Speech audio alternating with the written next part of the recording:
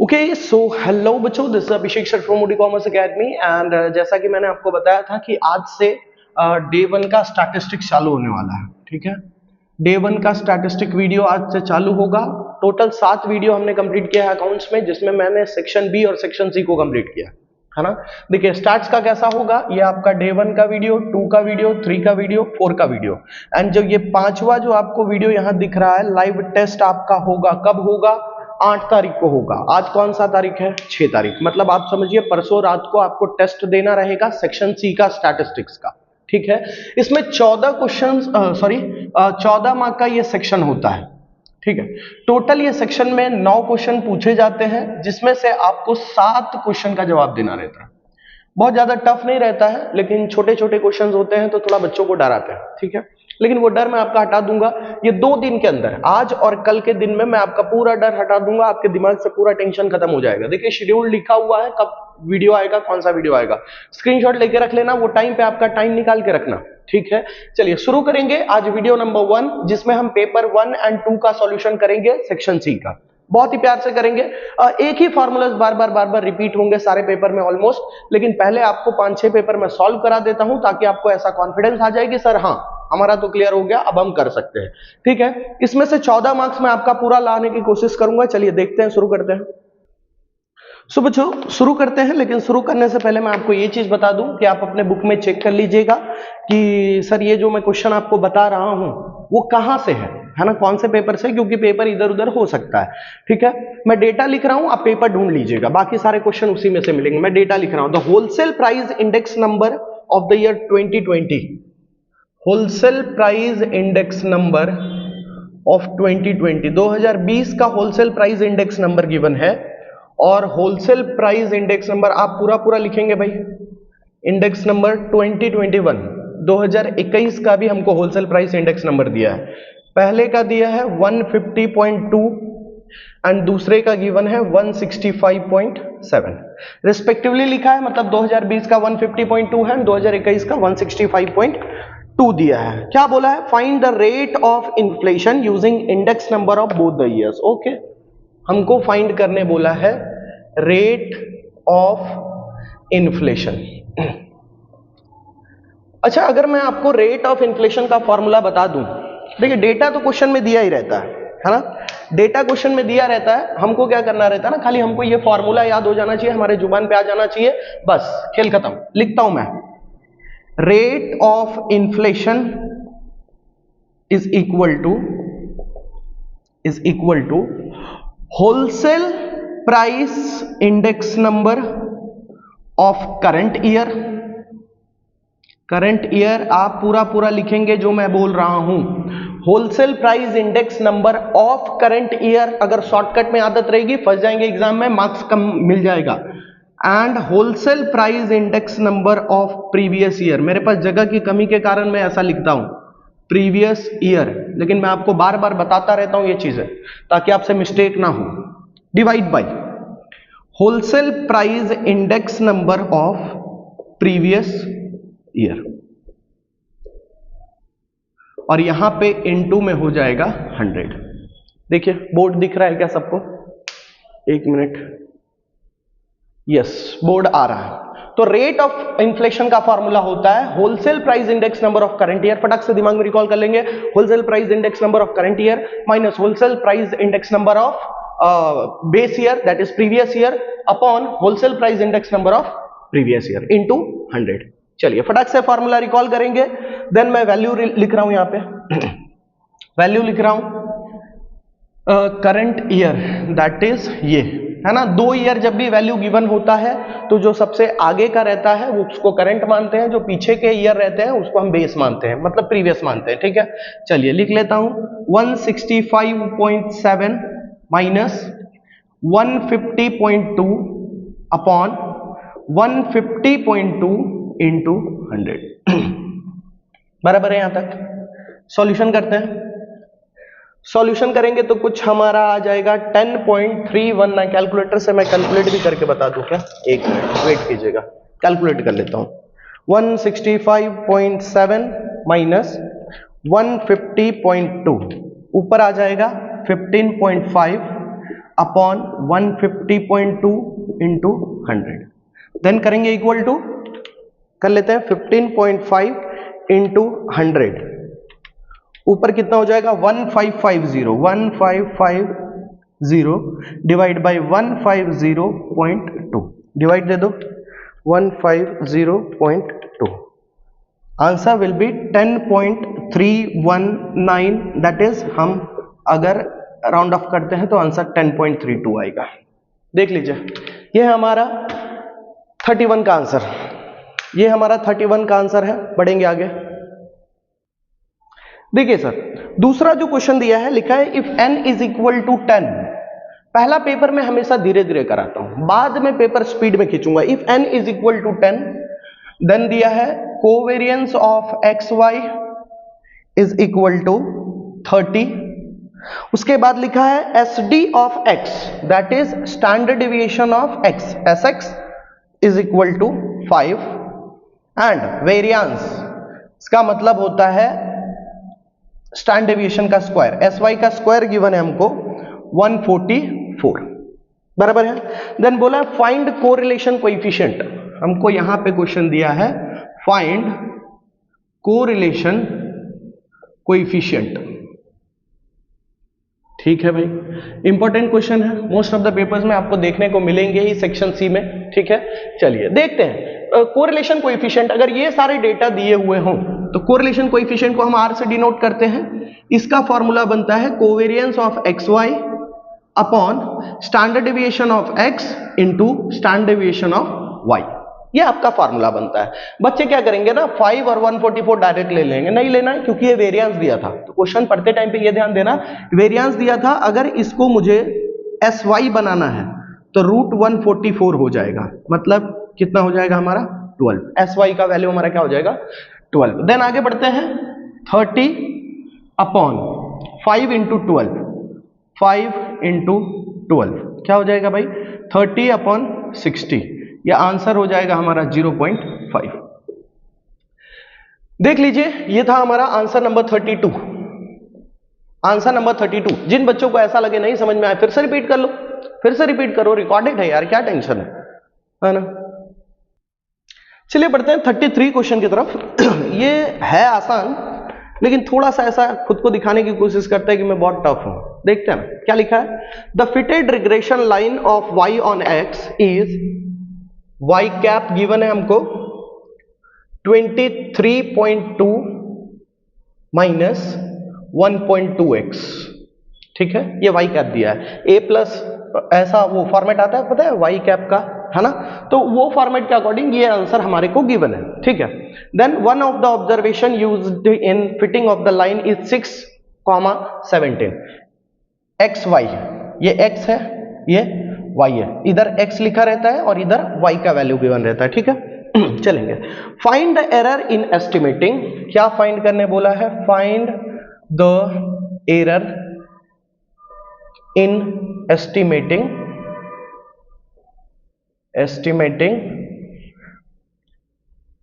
y for x is equal to 6, y for x is equal to 6। बोल रहा है कि एरर फाइंड करो y को एस्टिमेट करते टाइम पे जब x का वैल्यू कितना होगा 6 होगा। सबसे पहले तो मैं इधर ये इसको इस तरीके से क्वेश्चन को साइड कर लेता हूं, यहां ध्यान देंगे। एरर निकालने बोला है, एरर का फॉर्मूला क्या होता है, एरर का फॉर्मूला होता है y माइनस वाई कैप। लिखिए फटाक से, एरर का फॉर्मूला क्या होता है, जब भी हमको एरर निकालने बोला जाता है उसका फॉर्मूला होता है y minus Y cap. Okay, चलिए ध्यान देते हैं क्या वैल्यू है मेरे पास और क्या निकालना पड़ेगा, वो चीज हम ध्यान देंगे। y क्या बोला था, find the error in estimating for estimating y for x is equal to 6, जब x का वैल्यू क्या होगा 6 होगा, तो x का वैल्यू 6 है तो उस टाइम पे y का वैल्यू कितना था 17, यहां पे लिख लेता हूं 17। इसी का तो मुझे एरर फाइंड करने बोला कि भाई मुझे ये बताओ कि जब x का वैल्यू 6 है तो y को लेके एरर फाइंड करके बताओ कितना एरर आ रहा है। मैंने बोला भाई जब x का वैल्यू 6 है तो आपका y का वैल्यू कितना है 17 है ना। यहां है y कैप का वैल्यू निकालना पड़ेगा।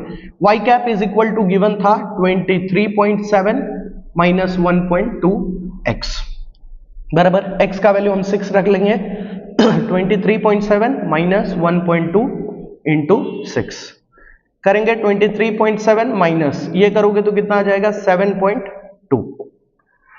आई होप यहां तक क्लियर है। ओके माइनस करेंगे कितना आ रहा है सर माइनस करने के बाद हमारा आंसर आ रहा है 16। ये 23.2 था ना, sorry I am very sorry बाबू 23.2 है, ठीक है। तो ये हमारा y कैप कितना आ जाएगा 16 तो एरर हो जाएगा हमारा 1। देख लीजिए क्या किया हमने, हमारे को क्वेश्चन गिवन था, ये दिया था और ये गिवन था, बोला कि एरर एस्टिमेट करो y का अगर x का वैल्यू क्या है 6 है। तो मैं फटाक से जाके एरर का पहले फॉर्मूला लिखा, error is equal to y minus Y cap, है ना। अगर x का वैल्यू 6 है तो y कितना है 17, तो y का जगह पे मैंने क्या लिख दिया 17। देन y कैप निकाल लिया x के जगह पे 6 रख के, है ना। देन हमारा 16 आया, y कैप 16, आंसर इज 1। बढ़ेंगे अगले क्वेश्चन की तरफ। ओके सो बच्चों जब 34 क्वेश्चन को देखेंगे तो वहां पे आपको दिया है कि भाई ग्राफिकल मेथड के लिमिटेशंस बताओ, है ना। और ये जो 34 वाला क्वेश्चन बनता है ना, यहाँ पे आपको मूविंग एवरेज का भी एडवांटेज या डिसएडवांटेज पूछा जा सकता है या ग्राफिकल मेथड का भी एडवांटेज डिसएडवांटेज पूछा जा सकता है, ठीक है। तो मैं आपको सजेस्ट करूंगा कि इसके एडवांटेज डिसएडवांटेज दोनों ही आप लिख के रख लीजिएगा। फिलहाल तो मैं आपको अभी डिसएडवांटेज बता दे रहा हूं, दो पॉइंट सबके याद करके नोट्स बना के रख लीजिएगा, इंपॉर्टेंट है। मूविंग एवरेज का भी एडवांटेज डिसएडवांटेज और ग्राफिकल मेथड का भी एडवांटेज डिसएडवांटेज, ठीक है। देखते हैं ग्राफिकल मेथड का मतलब क्या कि x और y का जब वैल्यू हमको गिवन रहता है ना, ये ट्रेंड डिफाइन करें तो t और y का वैल्यू गिवन रहता है ना, तो उसको ग्राफ फॉर्म में प्रेजेंट करना, ठीक है, ग्राफिकल मेथड में प्रेजेंट करना, उसी को अपन क्या बोलते हैं ग्राफिकल मेथड, है ना। तो इसके क्या लिमिटेशन हो सकते हैं, क्या नेगेटिव पॉइंट हो सकते हैं, है ना। देखिए it is possible that different people draw different curves, है ना। अलग अलग आदमी अपने अपने तरीके से अलग अलग तरीके का कर्व बनाता है। So the uniformity is not maintained. Uniformity का मतलब होता है सिमिलर, सेम, सबका सेम नहीं हो सकता। तो सामने वाला तो कंफ्यूज हो जाएगा ना भाई, जो समझने वाला रहेगा, है ना। तो अलग अलग लोग अलग अलग तरीके से ड्रॉ करते हैं ग्राफ को, इस कारण से क्या होता है इसमें यूनिफॉर्मिटी मेंटेन नहीं किया जा सकता। दूसरी चीज, the estimates can not be accurate, मतलब जो भी आप एस्टिमेट कर रहे हो ट्रेंड के रिगार्डिंग कि मान लो इतना ऊपर गया या इतना नीचे गया, तो वो ट्रेंड का जो आपका एस्टिमेट है, अंदाजा जो आपने लगाया, वो एक्यूरेट नहीं होता। क्यों नहीं एक्यूरेट होता है? क्योंकि उसमें मैथमेटिकल मेथड कोई भी यूज नहीं हुआ होता है। मैथमेटिकल मेथड कौन सा है पता है? लिस्ट स्क्वायर मेथड आप करते होंगे, है ना, मूविंग एवरेज मेथड, वो सारे मैथमेटिकल मेथड है। लेकिन ये कौन सा मेथड हम पढ़ रहे हैं? ग्राफिकल मेथड, जिसका ये नुकसान होता है कि ये डेटा को एक्यूरेट नहीं दे पाता है। रीजन इज कि इसमें कोई भी मैथमेटिकल मेथड नहीं लगा होता है, ठीक है। स्क्रीनशॉट लीजिए, बढ़ेंगे आगे। चलिए सर, अगला जो क्वेश्चन दिया है, लिखा है find the probability of getting D in the first place in all possible outcomes of each and every letter of the word ध्यान। ये हमको वर्ड दिया गया है ध्यान, ठीक है। और इसमें बोला है हमको कि डी पहले प्लेस पे आने के टोटल कितनी प्रोबेबिलिटीज बनेंगे वो हमको बताइए, ठीक है। तो प्रोबेबिलिटी का तो फॉर्मूला क्या होता है? m/n के फॉर्मेट में होता है। तो ये जो पूछ रहा है वो d फर्स्ट प्लेस पे होना चाहिए वो, और ये n क्या होता है? Total possibilities. तो पहले हम टोटल पॉसिबिलिटीज निकालेंगे, लिखेंगे n इज इक्वल टू, 5 लोग है ना, तो पांचों इधर उधर हो सकता है ना। तो हम लिखेंगे 5p5, मतलब हमारे पास n कितना हो गया? 120। क्लियर है? n की वैल्यू क्या हो गई? 120। बढ़ेंगे आगे, लिखेंगे the probability of getting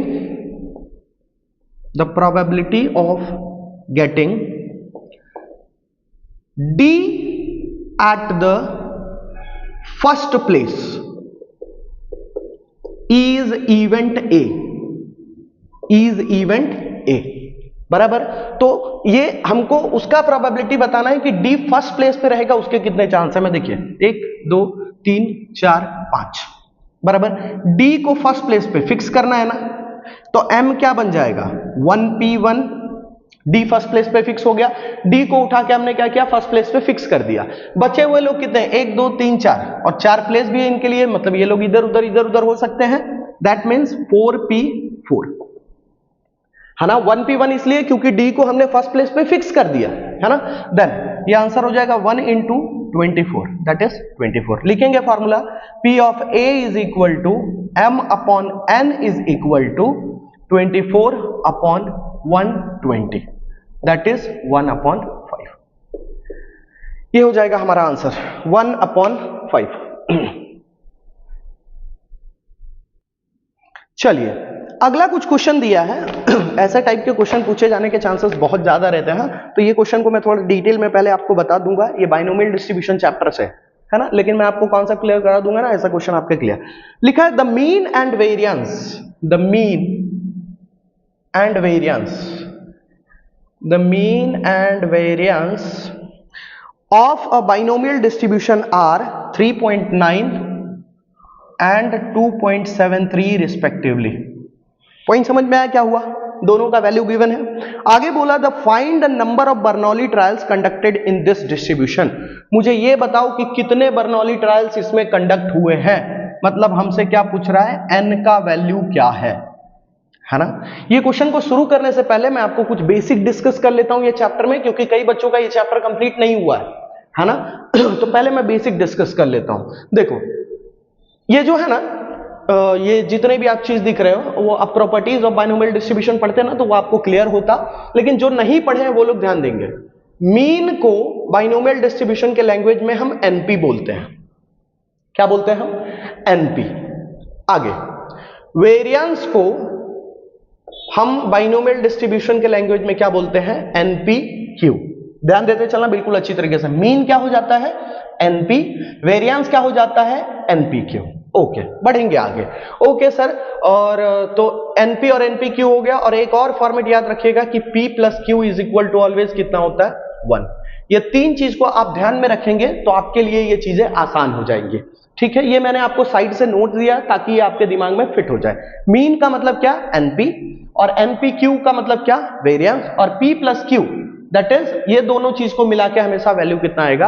1। Okay, बढ़ते हैं आगे। हमारे को ये क्वेश्चन गिवन है और इसके थ्रू बोला गया कि भाई n का वैल्यू फाइंड करो। ओके ठीक है, चलिए एक फॉर्मेट आता है हमारे पास, variance upon mean. That means ये मैं क्यों कर रहा हूं आपको अभी पता चलेगा। वेरियंस का मतलब क्या? NP Q upon NP. बताइए एनपी से एनपी कट हो जाएगा तो क्यू का वैल्यू आ जाएगा कि नहीं हमको, है ना। डायरेक्ट अगर n का वैल्यू नहीं आ रहा तो पहले धीरे धीरे अपन प्रोसेस पे चलेंगे, है ना। तो वेरियंस अपॉन मीन, जब भी ऐसे क्वेश्चन बने ना तो ये फॉर्मेट से शुरुआत करेंगे। आप लिखेंगे q इज इक्वल टू, सबसे पहले आप q का वैल्यू निकालेंगे। q is equal to variance upon mean is equal to npq upon np, बराबर है। आई होप यहां तक क्लियर है। npq कितना है? 2.73 और मीन कितना है? 3.9। ये दोनों को कर देंगे हम डिवाइड। ये दोनों को अगर हम डिवाइड करते हैं तो क्या वैल्यू आता है? Let me check. 2.73 divide by 3.9, value आ रहा है हमारा 0.7। अच्छा ये किसकी वैल्यू आई है भाई? Q की वैल्यू आई है ना। ये कट गया तो Q का वैल्यू है ना 0.7। आई होप यहां तक क्लियर। ओके चलिए आगे ध्यान देते हैं। ये अगर Q का वैल्यू आ गया तो Q के वैल्यू से मैं P plus Q is equal to 1 वाला फॉर्मेट लगा के P का भी वैल्यू निकाल सकता हूं। आपसे कुछ भी पूछा जा सकता था भाई, आपसे ये भी पूछा जा सकता था कि P का वैल्यू बताओ कितना, है ना। तो मैं सारे फॉर्मेट्स बता दे रहा हूं आपको कि Q हमारा इस तरीके से निकल गया। अब P plus Q is equal to 1 है तो P plus 0.7 is equal to 1, मतलब P is equal to 1 minus 0.7। बताइए P का वैल्यू 0.3 हो गया कि नहीं? P का वैल्यू 0.3, Q का वैल्यू 0.7। यहां तक आई होप कि आपको क्लियर है। क्वेश्चन में क्या पूछा था? n का वैल्यू बताओ, है ना। n का वैल्यू बताओ। अब मैं ये दोनों में किसी में भी मैं वैल्यू रख के पुट करके ला सकता हूं आंसर। जैसे मैं चाहूं तो मीन का वैल्यू क्या था भाई? एनपी था ना, एनपी, है ना। एनपी का वैल्यू गिवन था मुझे 3.9, बराबर है। एनपी का वैल्यू क्या गिवन था मुझे? 3.9, जिसमें से पी का वैल्यू पता चल गया तो एन का तो वैल्यू अपने आप आ जाएगा। लिखेंगे एन ब्रैकेट में 0.3 is equal to 3.9। N is equal to 3.9 upon 0.3। क्या आंसर आ जाएगा? n का वैल्यू 13 बराबर है। अब कुछ बच्चों के सवाल में आएगा, दिमाग में सवाल आ जाएगा कि सर मीन वाले में ही क्यों पुट किया? आप वेरिएंस में भी तो पुट कर सकते थे। लो पुट कर देता हूं, NPQ। जब मेरे पास ये दोनों वैल्यू रहेंगे ना, ये निकालना रहेगा, तब हम पुट कर देंगे। NPQ is equal to given था 2.73 बराबर। n इंटू P का वैल्यू क्या था? 0.3 into 0.7 is equal to 2.73। n into, इसको मल्टीप्लाई कर लेते हैं, 0.3 इंटू 0.7 कितना हो जाएगा? 0.21 इज इक्वल टू 2.73। तो n का वैल्यू हो जाएगा 2.73 अपॉन 0.21। आप करोगे तो आंसर आपका क्या आ जाएगा? 13। आई होप लॉजिक क्लियर है। पहले हमने क्या किया? वेरिएंस अपॉन मीन करके हमने q का वैल्यू लेकर आ गए, ठीक है। लेकिन q के यूज करके हम कहां से ला पाएंगे n का वैल्यू? तो हमको चाहिए रहता है p, है ना। अगर p आ जाता है ना तो q नहीं भी रहता तो भी हमें n का वैल्यू लेके आ जाते हैं इस मेथड के थ्रू, है ना। लेकिन अगर मैं इसमें भी पुट करके निकालना चाहता हूं तो p और q दोनों मिल जाएगा, तो और मजा, है ना। चलिए बढ़ेंगे अगले क्वेश्चन की तरफ। चलिए भाई अगले क्वेश्चन की तरफ बढ़ेंगे, क्वेश्चन नंबर 37 की तरफ, है ना। लिखा है x प्लस 1 मॉड्यूल के अंदर है लेस देन 0.5, है ना। इसको बोला है कि तुम नेबरहुड फॉर्म में प्रेजेंट करो, नेबरहुड फॉर्म में प्रेजेंट करो, और दूसरा बोला है इंटरवल फॉर्म में प्रेजेंट करो, ठीक है। देख लेते हैं, जिन्होंने मेरे लिमिट के वीडियोस कंप्लीट किए होंगे ना, वो तो तुरंत देख के पहचान गए होंगे कि क्या होने वाला है सर, है ना। तो ये जो फॉर्मेट दिया ना, ये जो फॉर्मेट दिख रहा है आपको, है ना, ये मॉडुलस फॉर्म में है। कौन सा फॉर्म में है? मॉडुलस फॉर्म में। मॉडुलस फॉर्म में थोड़ा सा हम चेंजेस करते हैं। मॉडुलस फॉर्म कुछ ऐसा होता है, x minus a less than delta. लेकिन मुझे ये चेंज दिख रहा है, यहां पे प्लस लिखा हुआ है, तो ये प्लस को अगर मैं हटा दूं, प्लस को अगर किसी भी तरीके से मैं माइनस बना दूं, तो मेरी चीजें आसान हो जाएगी, ये फॉर्मेट में आ जाएगा। चलिए कुछ दिमाग चलाते हैं। x माइनस 1 लिख सकता हूं क्या मैं इसको? Less than 0.5। कुछ गलत किया क्या मैंने? नहीं भाई, प्लस 1 को, अगर प्लस 1 को, या ऐसा प्लस 1 लिखा है, अगर इसी को ये साइन मुझे चेंज करना है तो ऐसा लिख सकता हूं, -1 ब्रैकेट के बाहर फिर आ जाएगा, तो ये बन जाएगा +1। मैथमेटिक्स बोलता है कि वैल्यू ना चेंज हो तब तक सब सही है ना। तो यहां के थ्रू जैसे ही मैंने इसको चेंज किया तो a का वैल्यू, a के जगह पे क्या देखिए, x माइनस a के जगह पे मुझे क्या दिख रहा है? -1। बच्चे जल्दीबाजी में क्या करते हैं ना, ये 1 को उठा लेंगे, नहीं, ये साइन देखना ध्यान से, ऐसे क्वेश्चन आए तो, नहीं तो डायरेक्ट 2 मार्क गायब हो जाएंगे, है ना, मजा नहीं आएगा।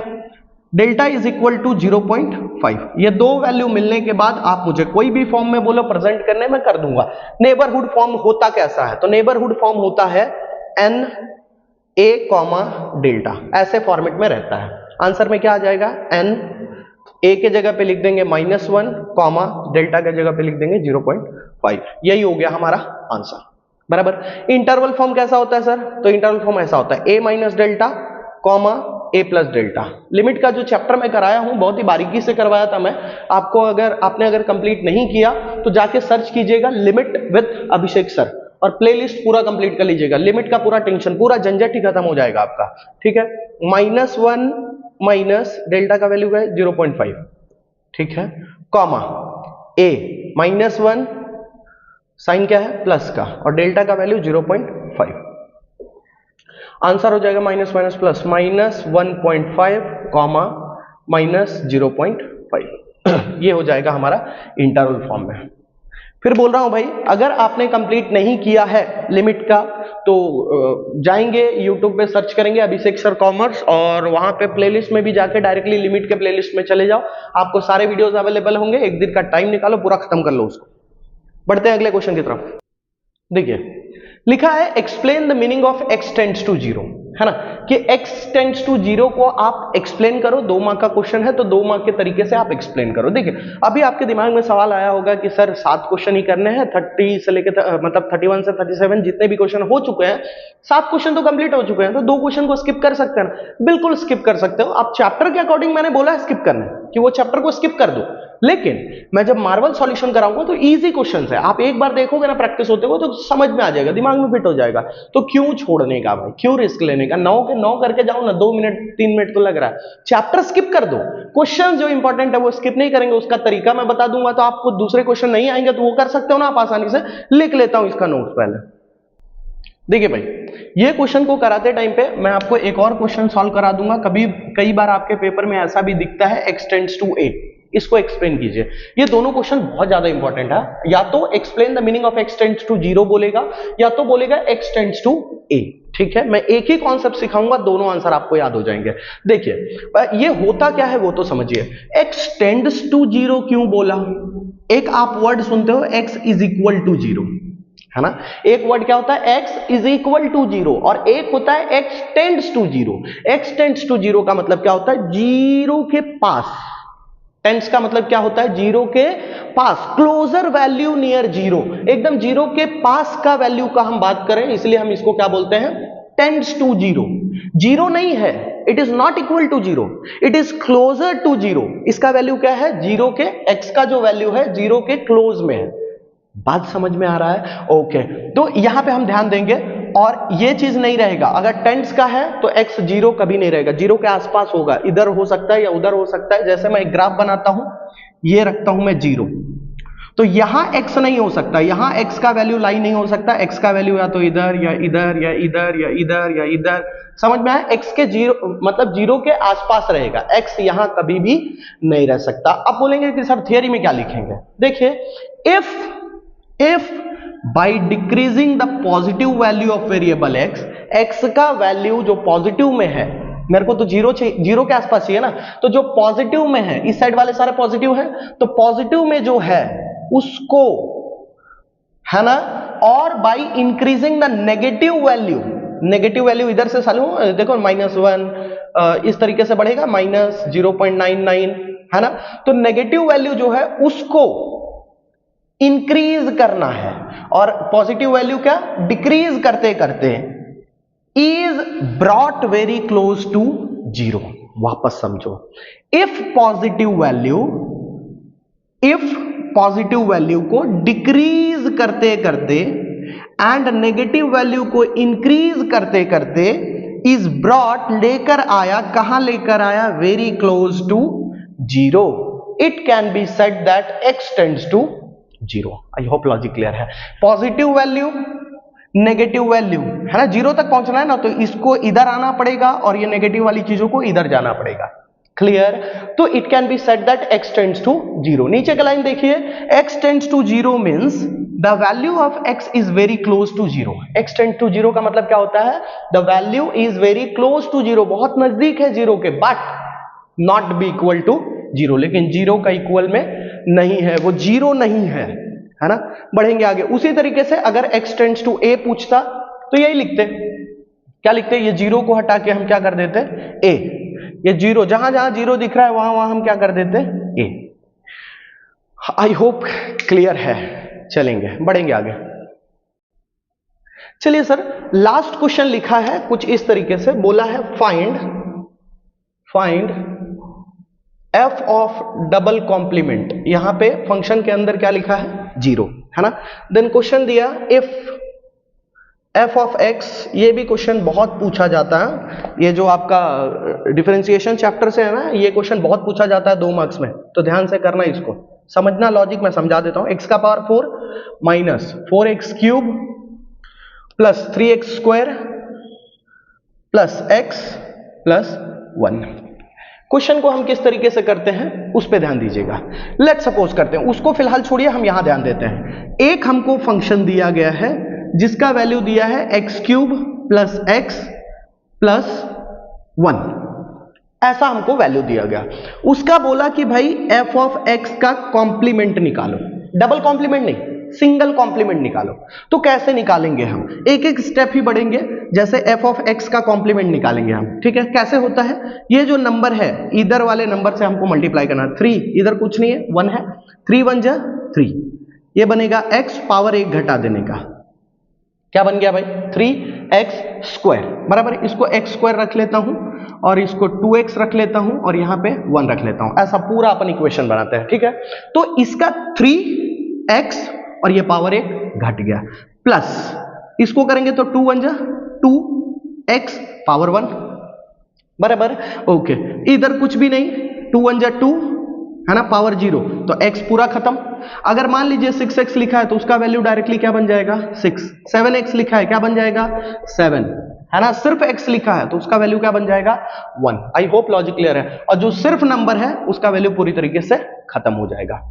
लॉजिक क्लियर हुआ क्या किया मैंने? तो एक आप कोशिश कीजिए 4x क्यूब को कैसे सॉल्व करेंगे। मैं भी सॉल्व करता हूं, 12x स्क्वायर आएगा, 12x स्क्वायर, 4 3 जा 12x, एक पावर घटा दो, एक 7x स्क्वायर को सॉल्व करके दो, 14x आएगा, 7 2 जा 14x, 2 था अब पावर 1 हो जाएगा। क्लियर है ना?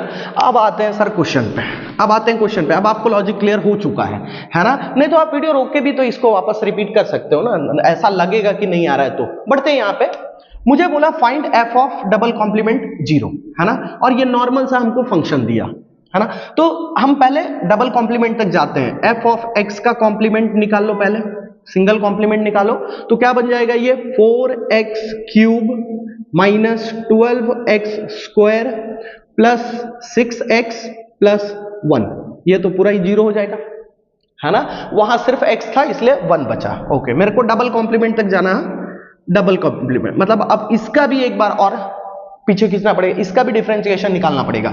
निकालते हैं, 12x square minus 24x plus 6, ये आ गया हमारा f ऑफ x का डबल कॉम्प्लीमेंट। देखो कि हमने कैसे किया, पहले हमको जो वैल्यू गिवन था f ऑफ x, उसको मैंने पहले सिंगल कॉम्प्लीमेंट लिया, देन डबल कॉम्प्लीमेंट लिया, है ना। इसको क्वेश्चन को वापस से मैंने कॉम्प्लीमेंट किया तो डबल कॉम्प्लीमेंट हो गया, ओके। आई होप यहां तक लॉजिक क्लियर है। फिर अब आते हैं क्वेश्चन पे, इसको इस तरीके से ध्यान देना है। क्या बोला, मेरे को फाइंड करके दो f ऑफ डबल कॉम्प्लीमेंट, और यहां पे क्या होना चाहिए 0, मतलब ये जो है वो क्या बनेगा 0। मैं इस तरीके से लिखूंगा, f ऑफ 0 का डबल कॉम्प्लीमेंट, मतलब x का वैल्यू मेरे को क्या रखना है 0, ओके ठीक है।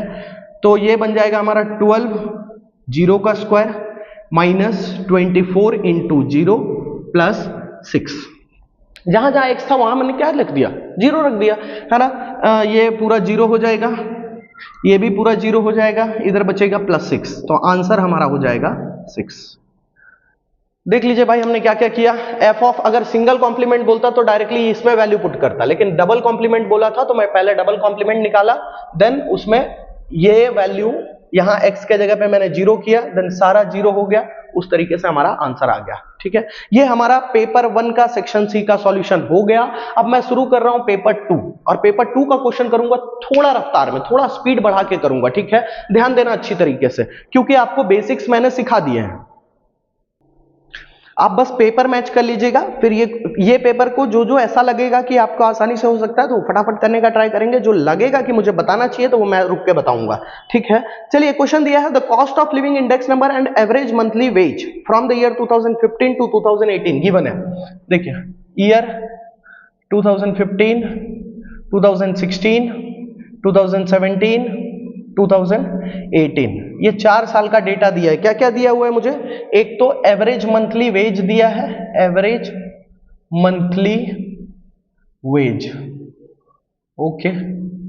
एवरेज मंथली वेज गिवन है हमको 35,000, 2015 में उसको मंथली वेज 35,000 का मिला, 40,000 मिला है 2016 में, देन 42,000 2017 में एंड 50,000 2018 में।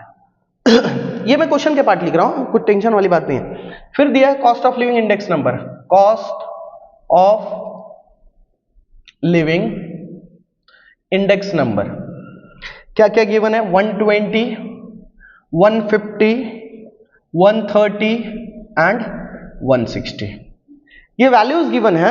अब हम देखेंगे ये कि सॉल्व करने क्या बोला है, बोला है find the real wage for each year, हर साल का आप मुझे रियल वेज निकाल के दो। हो सकता था कि ये एक ही क्वेश्चन पूछ लेता, ऐसा एवरेज मंथली वेज दे देता 35,000, cost of living index number बोल देता 120 और बोलता रियल वेज निकालो, है ना। तो रियल वेज अब 4 साल दिया है तो चारों साल का हम निकालेंगे, लिखेंगे रियल वेज, रियल वेज। इसका क्या फॉर्मूला होता है सर? बस फॉर्मूले पे ध्यान दो ना, चीजें आसान हो जाएगी। रियल वेज का फॉर्मूला क्या होता है? लिखेंगे average monthly wage, average monthly wage upon cost of living index number into में 100। ये होता है फॉर्मूला, फटक से याद कर लो। Real wage is equal to cost of living, sorry, average monthly wage divide by cost of living index number, average monthly wage divide by cost of living index number into 100। Average monthly wage divide by cost of living index number into 100। तब तक मैं ये feel कर रहा हूं, आप तब तक फॉर्मूला याद कर लो, उसके बाद का टाइम नहीं। हाँ चलिए, याद हो गया होगा। क्या अब हम हर साल का रियल वेज निकाल सकते हैं क्या? बिल्कुल निकाल सकते हैं सर। 35,000 डिवाइड बाय 120 इंटू 100, ये पहले साल का निकल जाएगा रियल वेज। इसका निकालते हैं 40,000 डिवाइड बाय 150 इंटू 100, ये दूसरे साल का निकल जाएगा। तीसरे साल का निकालते हैं 42,000 डिवाइड बाय 130 इंटू 100। चौथे साल का निकालेंगे 50,000 डिवाइड बाय 160 इंटू में 100। सबका रियल वेज यहां से निकल जाएगा। चलिए निकाल लेते हैं भाई, निकाल लेते हैं, आप भी निकाल लीजिए। 35,000 डिवाइड बाय 120 इंटू 100। पहले साल का आ रहा है 29,166.67। दूसरे साल का 40,000 इंटू 100 डिवाइड बाय 150, 2666